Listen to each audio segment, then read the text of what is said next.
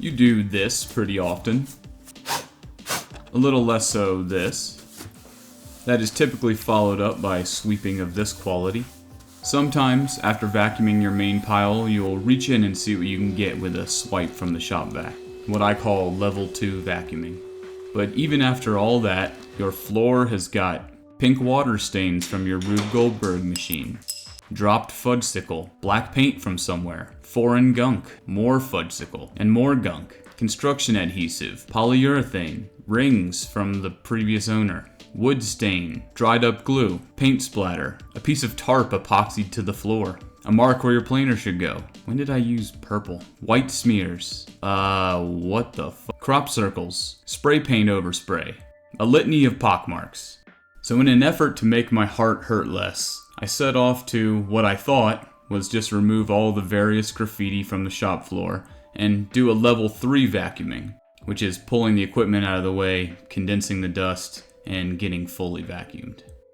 If you don't have one already, get an extension cord mounted to the ceiling in the middle of your shop. That way a shop vac plugged in can reach all corners without ever having to turn off. Before opting for chemical intervention, go at it carefully with a putty knife. When in doubt, give it a putty scrape. Many paint droplets will free themselves with simple mechanical action. The best technique is to get down on its level and be methodical. And when you do encounter a bogey, engage rapid fire scraping and then flank it from all angles. I'll do another sweep up, then advance chemically in increasing severity. First is a plain old mopping. My wife uses a dishwasher pod, so I'll do the same. The goal there is to get the water-soluble stuff up first so I can more effectively identify future targets. Note that you should use an old mop head for shop applications, one just about destined for the trash.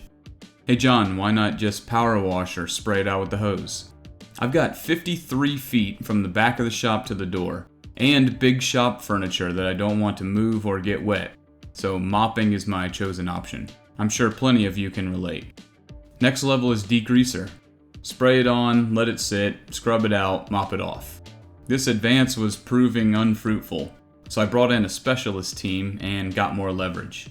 This too wasn't removing the deep-seated stains that were giving me grief in the first place, and I was just foaming out my spots. I'll look for a win and switch gears to the paint stains. Lacquer thinner I knew would work great. My dad used to give my hands a lacquer thinner rinse after each day working with him in the garage on cars. I still can't taste the flavor bitter and have limited peripheral vision, but it was the early 90s, so it was all good. The mystery marks left by the previous owner won't come up, nor will the polyurethane spots, and I'm starting to get pretty discouraged about now. That's when you just sit and weigh everything and say, "F it, I'm gonna paint the whole darn thing." Epoxy floors are expensive, so I'm gonna cut some corners to lessen the blow. First, I'm gonna tape off around my big furniture and not paint under them, saving on square footage of paint. Should I rearrange in the future, I'll deal with those spots then. In reading, you can't skip the etching though. I wet the floor down, sprinkle on the etching compound, scrub it out, and then rinse and mop it a couple times. The mopping sucks, but I'm not filling my shop with water, so it's worth a couple extra minutes. Just be sure to work in small enough sections so you can keep it wet and can handle the volume of rinse water with the mop.